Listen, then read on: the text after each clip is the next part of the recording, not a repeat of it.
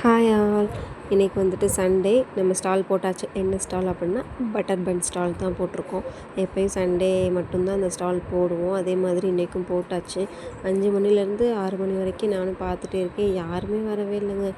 ஓட்டிட்டு உட்காந்துருந்தேன். அப்புறம் கொஞ்சம் கொஞ்சமாக மக்கள் வர ஆரம்பிச்சிட்டாங்க.